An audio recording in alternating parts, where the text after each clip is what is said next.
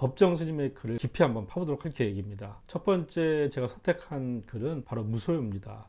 아마 법정 스님의 무소유를 모르는 사람은 거의 없을 만큼 이 에세이는 우리나라 에세이의 거의 대표적인 작품으로 이렇게 손꼽히고 있죠. 자, 이 무소유의 내용들을 한번 제가 하나하나 살펴가면서 과연 이 글이 왜 이렇게 많은 사람들한테 사랑을 받을 수밖에 없었는지, 또 우리한테 어떤 울림과 메시지를 주는지를 하나하나 한번 뜯어보도록 하겠습니다. 먼저 이제 법정 스님부터 좀 간단하게 소개를 드리면요, 1932년 전라남도 해남에서 태어났다고 합니다. 출가하기 전에 속명이 박재철이었고요. 전남대학교를 다니다가 이제 뜻한 바가 있어서 이제 출가를 한 거죠. 그런데 누구한테 출가를 했냐면은 효봉 스님으로 출가를 했습니다. 효봉 스님은 판사를 하시다가 이 사형 판결을 내립니다. 이거에 대한 인생의 회의를 느껴서 출가하신 분입니다. 대단한 분이죠. 법정 스님은 이제 출가한 이후에 많은 글들을 쓰셨죠. 이 불교로 만들어진 그런 여러 가지 글들 가운데서 이 법정 스님을 빼놓고 얘기할 수 없을 만큼 불교 콘텐츠를 한글로 만드는데 굉장히 많은 이제 노력을 기울였습니다. 법정 스님 많은 책을 쓰셨는데 무소유라고 하는 이게 글의 이름이기도 하고 또 책의 이름이기도 합니다. 이게 가장 아마 사람들한테 많은 사랑을 받았던 것 같고요. 이제 하나하나 한번 글을 읽어가면서 말씀을 드리도록 하겠습니다.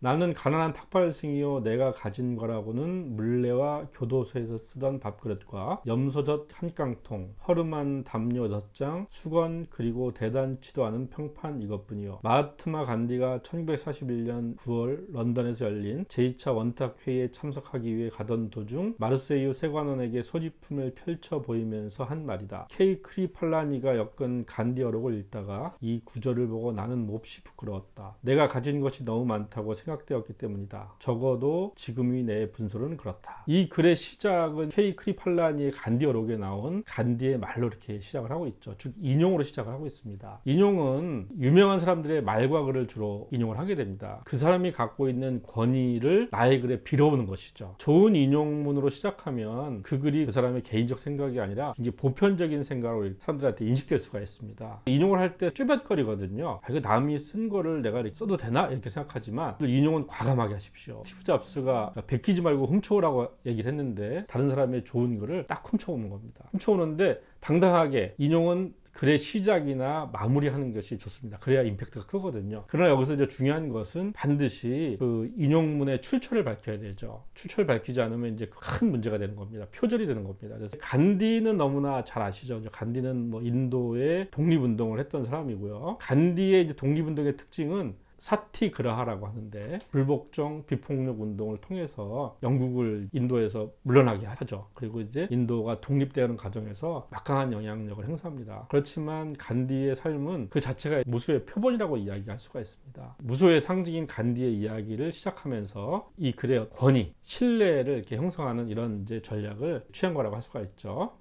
사실 이 세상에 처음 태어날 때 나는 아무것도 갖고 오지 않았었다. 살 만큼 살다가 이 지상의 적에서 사라져갈 때에도 빈손으로 갈 것이다. 그런데 살다 보니 이것저것 내 몫이 생기게 된 것이다. 물론 일상에 소용되는 물건들이라고도 할 수도 있다. 그러나 없어서는 안 될 정도로 꼭 요긴한 것들만일까? 살펴볼수록 없어도 좋을 만한 것들이 적지 않다. 우리들이 필요에 의해서 물건을 갖게 되지만 때로는 그 물건 때문에 적잖이 마음이 쓰이게 된다. 그러니까 무엇인가를 간다는 것은 다른 한편 무엇인가에 얽매인다는 것이다.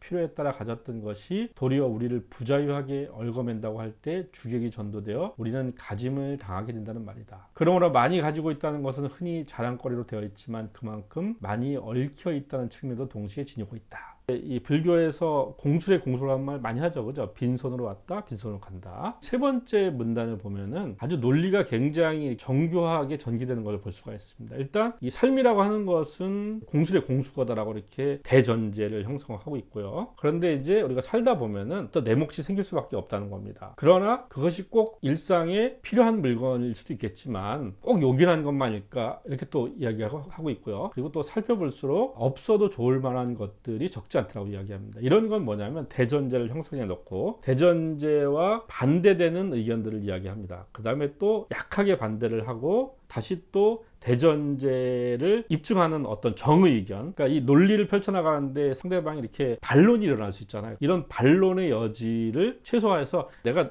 너의 이야기도 알아 라고 하는 그런 전제를 깔면서 이제 자신의 논리들을 이렇게 설득해가는 과정이라고 볼 수 있죠. 그 다음에 뒤에 나오는 이제 네 번째 문단도 마찬가지입니다. 여기도 보면은 이 사람들의 이제 통념이 있단 말입니다. 물건 때문에 우리가 마음을 쓰게 되고 가짐을 당하게 된다 얘기합니다. 이 말이 저는 너무나 놀랍더라고요. 가짐을 당하게 된다. 가진다고 하는 거는 내가 이제 주인이 되어서 어떤 것을 소유하는 거잖아요. 근데 이걸 거꾸로 얘기하고 있어요. 이 소유의 과정을 당한다고 얘기합니다. 뭐냐면 이 소유 자체가 결국은 구속이라고 하는 얘기죠. 저는 이런 표현 속에서 너무나 놀라운 것들을 발견하고 있고요. 이제 상대방이 소유가 왜 나빠? 소유하는 거가 좋은 거 아니야? 라고 하는 고정관념이나 통념을 깨기 위해서 정밀하게 이렇게 이제 생각을 옮겨가는 겁니다. 한 클릭씩 한 클릭씩 옮겨가서 결국은 가지고 있다고 하는 것은 부자유스러운 일이야. 무언가한테 구속당하는 일이야 라고 하는 것들을 이제 설득해내고 있죠. 자, 그 다음에 이제 나오는 것들은 이 무소유, 그래서 어떤 백미라고 할 수가 있습니다. 이게 그냥 단순하게 논리적인 설명으로 끝났다고 한다면 무소유가 그렇게 많은 사람들한테 사랑을 받진 않았을 거예요. 그런데 여기에는 어떤 주장을 설득하기 위한 그 맞춤한 법정 스님의 어떤 삶의 경험들이 담겨 있습니다. 이게 바로 이제 이 글의 힘이라고 할 수 있죠.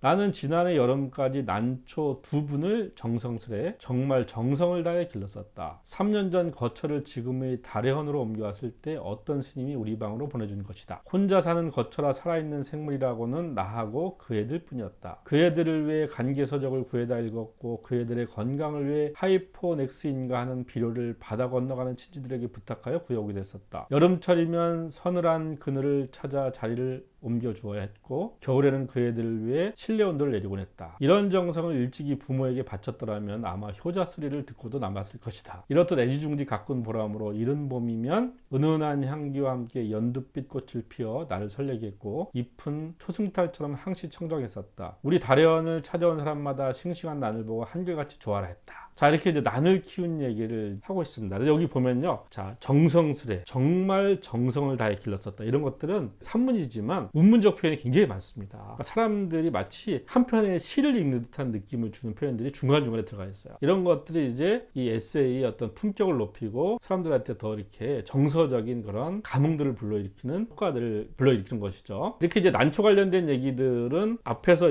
마하트마 간디가 했던 그 무소유에 대한 인용문이 있고 또 무소유에 대한 이제 설명이 있지 않습니까? 바로 이것을 사람들한테 더 진정성 있게 보이게 하는 그런 이제 강력한 영향들을 미칩니다. 여러분들 글을 쓸 때 말을 할 때 개인적인 자기가 직접 겪은 이야기만큼 강한 그런 진정성을 보이는 게 없어요. 그래서 남의 이야기만 갖고 해버리면은 권위는 있을지 모르지만 아유 뭐 그냥 좋은 얘기하고 말았네 이렇게 느끼거든요. 그런데 자신의 얘기를 하면 사람들이 다 이렇게 받아들입니다. 아, 저건 정말 저 사람이 실제로 겪고 하는 이야기구나. 이것이 주는 어마어마한 그런 힘들이 있습니다. 법정 스님이 얼마나 이 난초를 사랑했는지가 여러분들 보이시나요? 물론 행동으로도 보이지만 표현해 보면 이제 그 애들 뿐이었다고 하잖아요. 얼마나 좋으면 마치 그 아이를 다루듯이 그러니까 의인화를 하는 것이죠. 이 의인화 속에서 이 법정 스님의 어떤 그 난초에 대한 애정들이 숨어 있다고 볼 수가 있죠. 법정 스님이 말년에 이제 이런 말씀을 하십니다. 돈에 대한 욕심도 없고 또 명예에 대한 욕심도 없고 인간의 또 생물학적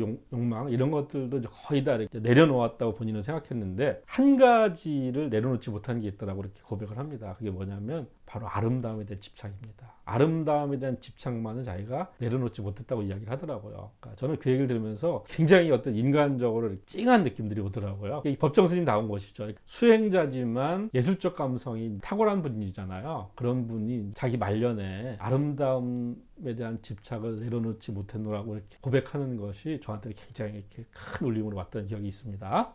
자, 지난해 여름 장막엔 어느 날 봉선사로 운어노사를 뵈러 간 일이 있었다. 한낮이 되자 장마에 갇혔던 햇볕이 눈부시게 쏟아져 내리고 앞 개울물 소리에 어울려 숲속에서는 매미들이 있는 대로 목청을 돋우었다. 아차, 이때야 문득 생각이 난 것이다. 난초를 뜰에 내놓은 채 온 것이다. 모처럼 보인 찬란한 햇볕이 돌연 원망스러워졌다. 뜨거운 햇볕에 늘어져 있을 난초잎이 눈에 아른거려 더 지체할 수가 없었다. 허둥지둥 그 길로 돌아왔다. 아니나 다를까 잎은 축 늘어져 있었다. 안타까워하며 샘물을 길어다 축여주고 했더니 겨우 고개를 들었다. 하지만 어딘지 생생한 기운이 빠져버린 것 같았다. 이 글을 통해서 이제 드디어 난초를 통해서 무슨 얘기를 하려고 하는 건지 감이 오시나요? 스토리라고 하는 것은 사람들한테 다 보여주는 것이 아니라 조금씩 보여주죠. 우리가 항상 예측하게 만들잖아요. 그죠? 오래간만에 이제 봉선사의 운원오사를 보러 가고도 제대로 일도 못 보고 이제 이 허겁지겁하는 이 마음들이 느껴지지 않습니까? 여기 이제 운원오사는 이제 노사는 나이 든 스님을 가리키는 겁니다. 이제 운어 스님은 아주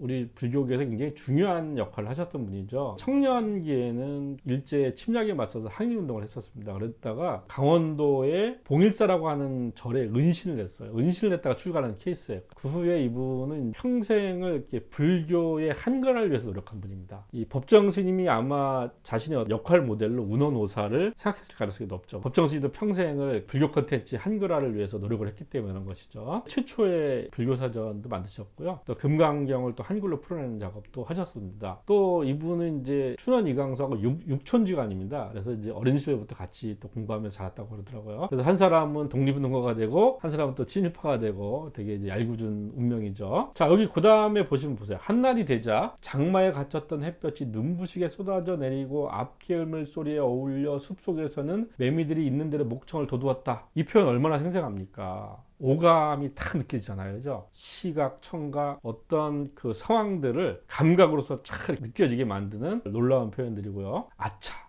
이때야 문득 생각이 나는 것이다. 이런 표현을 우리가 뭐라고 하냐면 바로 구어체적 문어체라고 합니다. 그러니까 문어체지만 마치 말을 하듯이 아차! 구어체적 표현을 잘 살리면 굉장히 글이 생동감을 느낄 수가 있어요. 이 법정 스님은 이 문장의 어떤 텐션, 생생함들을 느끼기 위해서 감각적 표현도 잘 쓰시고 이런 구어체적 문어체도 잘 쓰시는 거죠. 그리고 문장의 길이가 다른 문단보다 훨씬 짧아요. 한 줄짜리 문장으로 쭉 이어져 있습니다. 뭐냐면 지금 굉장히 급한 상황이잖아요. 그죠? 이렇게 급박한 상황들을 단문으로 이렇게 짧게 쳐내는 겁니다. 장문은 좀 깊고도 유장한 생각을 담아낸다고 한다면 단문으로는 급박한 상황들, 어떤 상황의 성격과 이 문장의 길이를 맞춰가는 거죠. 나는 이때 온몸으로 그리고 마음속으로 절절하게 느끼게 되었다. 집착이 괴로움인 것을. 그렇다. 나는 난초에게 너무 집념해버린 것이다. 이 집착에서 벗어나야겠다고 결심했다. 난을 가꾸면서는 산철에도 나그네 길을 떠나지 못한 채 꼼짝 못하고 말았다. 밖에 볼 일이 있어 잠시 방을 비울 때면 환기가 되도록 들창문을 조금 열어놓아야 했고 분을 내놓은 채 나가다가 뒤미처 생각하고는 되돌아와 들여놓고 나간 적도 한두 번이 아니었다. 그것은 정말 지독한 집착이었다. 난초를 통해서 이 갖고 있는 소유하고 있는 것들이 얼마나 부자유한 것인지 집착이 구속인 것인지를 여기서 보여주고 있죠. 그죠? 좋은 글이라고 하는 것은 우리 어떤 일상적인 삶들, 이 운원오사를 찾아갔다 오는 길 너무나 사소한 일이 아닙니까? 그죠? 근데 거기서 굉장히 큰 발견을 해내는 겁니다. 마지막에 그것은 정말 지독한 집착이었다고 이야기를 하죠. 난초와 관련된 에피소드를 한마디로 정리하는 겁니다. 사례나 경험이나 비유 이런 것들은 주로 어떤 이제 스토리가 있는 글들이거든요. 이런 것들을 우리가 이야기할 때는 맨 앞이나 아니면 스토리가 끝났을 때에 뭔가 그 상황들을 정리해주는 한두 마디의 어떤 이 정리 글이 들어가면 되게 좋아요. 글 자체가 통일성이 생기고 가독성이 높아지는 것이죠. 쭉 난초 이야기를 했잖아요. 난초에 얽힌 이야기를 한 다음에 그것은 정말 지독한 집착이었다. 이 한마디가 그동안의 이야기들을 다 이렇게 갈무리하는 이런 이제 작용들을 하는 겁니다. 뭐 산철이란 약간 생소한 말이 나오는데 산철은 스님들의 어떤 삶과 수행의 패턴이 대략 두 가지예요. 하나는 동안과 하안과 여러분들 이 아니거란 말 들어봤죠, 그죠? 그러니까 여름 한철, 겨울 한철 한 3개월씩 산에서 이제 수도를 합니다. 그걸 또 결제라고도 하고 그 절에 머물면서 참선을 하는 거죠. 그걸 결제 안거라고 하고요. 그 다음에 결제 안거가 끝나면은 이제 돌아다니는 거예요. 산철을 하는 이 스님들의 모습을 우리가 삼일수화라고 삼일수화. 한 나무 아래 3일을 머물지 않는다는 뜻이 바로 삼일수화입니다. 근데 이런 것들은 이제 왜 생겼냐면 이게 인도의 어떤 이제 자연환경과 밀접하게 연관되어 있습니다. 인도는 이제 건기와 우기로 나눠져요. 그러니까 건기는 돌아다니기가 좋잖아요. 그러니까 이제 그때는 이 불법을 전하기 위해서 열심히 돌아다니는 거예요. 근데 우기는 다닐 수가 없잖아요. 그럴 때 어떻게 하냐? 그 절에 머물면서 참선을 하기도 하고 공부를 하기도 하고 이렇게 건기와 우기의 어떤 수행의 모습이 달라진 건데 이것이 이제 중국을 거쳐서 한국에 오면서 산철과 결제라고 하는 두 가지 수행 문화를 바뀐 겁니다. 며칠 후 난초처럼 말이 없는 친구가 놀러왔기에 선뜻 그의 품에 분을 안겨주었다. 비로소 나는 얽매임에서 벗어난 것이다. 날듯 홀가분한 해방가. 3년 가까이 함께 지낸 유정을 떠나보냈는데도 서운하고 허전함보다는 홀가분한 마음이 앞섰다. 이렇게 돼 있죠. 그죠? 며칠 후 난초처럼 말이 없는. 그동안 난초 얘기 쭉 했잖아요. 그죠? 이제 뭔가 이야기가 전환이 되지만 이 글의 자연스러운 연결들, 이걸 만들기 위해서 연상법을 쓰는 거죠. 그러니까 난초처럼 말이 없는 친구. 이것도 우리가 이제 글의 통일성을 높이는 중요한 방법 중에 하나고요. 날듯 홀가분한 해방가. 불완전 문장이죠. 그죠? 쭉 완전한 문장이 진행되다가 불완전 문장이 얘기돼요. 모두 다 완전한 문장을 쓰게 될 경우에는 뭐뭐 다로 계속 끝나잖아요. 그러면은 글이 재미가 없어져요. 패턴이 반복되면 사람들은 거기에 이제 실증을 내게 되거든요. 이럴 때 우리가 쓸 수 있는 것, 첫 번째는 의문문, 그 다음에 이렇게 불완전한 문장을 쓰는 겁니다. 글의 문장에 딱 텐션이 높아지고 뭔가 산뜻한 환기작용들을 일으키는 거예요. 그래서 적절하게 활용할 필요가 있죠. 그리고 여기 또 유정이라는 표현이 나오는데, 유정은 뭐냐면 느낌과 지각이 있다라고 하는 뜻입니다. 불교는 이제 중생은 생물만 가리키는 것이 아니라 지상에 존재하는 모든 존재물을 중생이라고 합니다.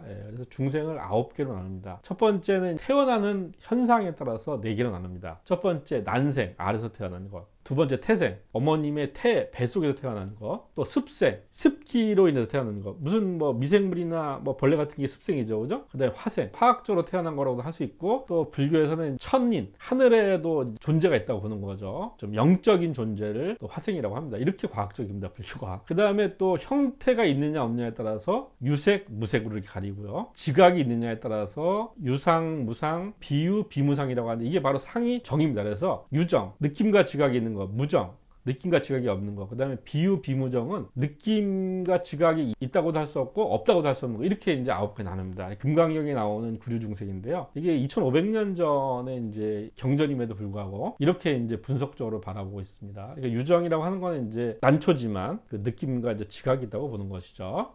자, 이때부터 나는 하루 한 가지 버려야겠다고 스스로 다짐을 했다. 난을 통해 무소유의 의미 같은 걸 터득하게 됐다고나 할까? 자, 인간의 역사는 어떻게 보면 소유사처럼 느껴진다. 보다 많은 자기네 몫을 위해 끊임없이 싸우고 있는 것 같다. 소유욕에도 한정도 없고 휴일도 없다. 그저 하나라도 더 많이 갖고자 하는 일념으로 출렁거리고 있는 것이다. 물건만으로는 성에 차질 않아 사람까지 소유하려 든다. 그 사람이 제 뜻대로 되지 않을 경우는 끔찍한 비극도 불사하면서 제 정신도 갖지 못한 처지에 남을 가지려 하는 것이다. 개인적인 그 경험들, 이 소유에서 오는 부자유의 경험들을 인간의 역사까지 확장을 하고 있죠. 그죠? 어떤 난초에 얽힌 개인적인 이야기를 했잖아요. 그죠? 이것들을 보편적인 문제로 확장시킵니다. 좋은 글과 좋은 말의 특징은 뭐냐면 사소하게 시작해서 크게 끝나는 겁니다. 보잘것없는 얘기 같고 사소한 에피소드 같은데 그것을 읽다 보니까 이거 여기 속에 이렇게 그 엄청난 그런 메시지가 들어있어. 우리가 이런 걸 발견할 때 그 글에 대해서 카테고리스를 이제 느끼게 되는 것이죠. 그죠? 제정신도 갖지 못한 처지에 남을 가지려 하는 것이다.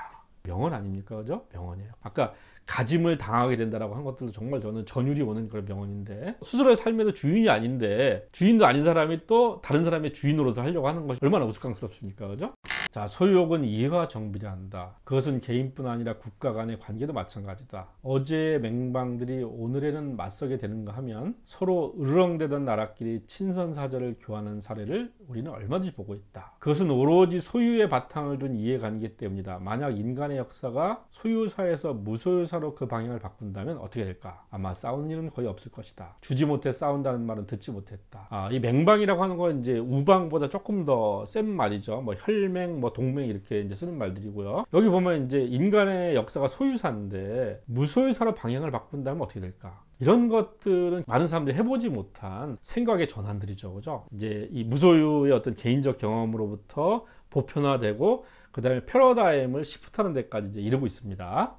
간디는 또 이런 말을 하고 있다. 내게는 소유가 범죄처럼 생각된다. 그런 무엇인가를 갖는다면 같은 물건을 갖고자 하는 사람들이 똑같이 가질 수 있을 때 하나다는 것. 그러나 그것은 거의 불가능한 일이므로 자기 소유에 대해서 범죄처럼 자책하지 않을 수 없다는 것이다. 자, 이 간디의 이야기는 이 소유에 대한 정말 레디컬한 그런 시각을 보여주고 있죠. 그죠? 처음에 개인의 경험, 그 다음에 사회와 국가, 무소유에 대한 되게 이제 근본적인 차원으로까지 심화시키고 있는 거죠. 이렇게 무소유라고 하는 인식을 쫙 확장하기도 하고, 심화시키기도 하고, 그러니까 넓이와 깊이를 동시에 갖고 있는 글이 바로 이제 이 대목이라고 생각합니다. 저는 개인적으로 이제 간디에 대해서 생각나는 게 뭐냐면요. 어떤 어머니가 아들이 설탕을 너무 좋아하는 거예요. 그래서 이 설탕을 좀 덜 먹게 해야 되는데 그게 고민이 되어가지고 간디를 찾아옵니다. 우리 아들을 좀 설탕을 덜 먹게 해주면 안 되겠냐고 이 부탁을 하는 거예요. 근데 거기서 간디는 뭐 어떻게 해야 된다고 얘기하지 않고 그 어머니한테 그렇게 얘기합니다. 한 달 뒤에 아들을 다시 데리고 오세요. 그럼 제가 말씀을 드리겠습니다. 그 어머니는 이제 아니 저 왜 한 달 뒤에 오라고 하지? 약간 의문이 드잖아요, 그죠? 근데 이제 아무튼 한 달 동안 기다렸다가 이제 다시 찾아옵니다. 어떻게 해야 이 설탕을 적게 먹을 수 있을까요? 근데 간디가 뭐라고 그랬냐면 사실은 저도 아드님처럼 설탕을 너무 좋아합니다. 그런데 설탕을 좋아하는 사람으로서 설탕을 적게 먹으라고 이렇게 차마 말할 수가 없었습니다. 그래서 제가 한 달 동안 설탕을 끊었습니다. 그리고 나서 아들한테 말할 자격이 생긴다고 생각했기 때문에 그렇게 했습니다라고 한 겁니다. 이런 거는 100마디 말보다도 정말 그 어머니나 그 아들한테 주는 강력한 메시지가 있죠. 오로지 말로만 이렇게 누군가한테 영향을 주려고 하고 가르치려고 하는 것, 이런 모습과 이제 간디는 정말 그 정반대의 모습을 우리가 보인다고 할 수가 있겠죠. 우리들의 소유관념이 때로는 우리들의 눈을 멀게 한다. 그래서 자기의 분수까지도 돌볼 새 없이 들뜬다. 그러나 우리는 언젠가 한 번은 빈손으로 돌아갈 것이다. 내 이 육신마저 버리고 호롤이 떠나갈 것이다. 하고 많은 물량일지라도 우리를 어떻게 하지 못할 것이다. 크게 버리는 사람만이 크게 얻을 수 있다는 말이 있다. 물건으로 인해 마음을 상하고 있는 사람들에게는 한 번쯤 생각해 볼 말씀이다. 아무것도 갖지 않을 때 비로소 온 세상을 갖게 된다는 것은 무소유의 의미다. 이렇게 마무리를 하고 있습니다. 법정 스님은 주장하지 않습니다. 다만 내 의견은 이래. 의견을 보여줌으로써 그것이 그 의견이 메시지 구실을 하는 작전을 쓰고 있는 것이죠. 자, 전체적으로 보시면은 먼저 간디의 글을 인용하고 있죠, 그죠? 그 다음에 이 무소유의 의미를 이야기하고 있습니다. 그 다음에 이제 난초 이야기를 통해서 자신의 경험을 통해서 이 소유가 얼마나 이 집착이고 구속이라는 사실을 절박하게 보여주고 있죠, 그죠? 그 다음에 이렇게 개인적인 경험들을 사회적으로 또 국가적으로 더 나아가서 국제적으로 이렇게 펼치고 있습니다. 그 다음에 다시 또 간디 이야기를 통해서 더 심화하고 있죠. 이렇게 무소유라고 하는 하나의 어떤 테마들을 정말 넓고도 깊게 종횡으로 팔방으로 살펴보고 있는 겁니다. 이런 글들이기 때문에 많은 사람들이 이걸 좋아하지 않을 수 없고 긴 시간이 지나도 긴 영으로 남을 거라고 봅니다. 글쓰기를 자유롭게 문서의 신 구독, 좋아요, 알림 설정.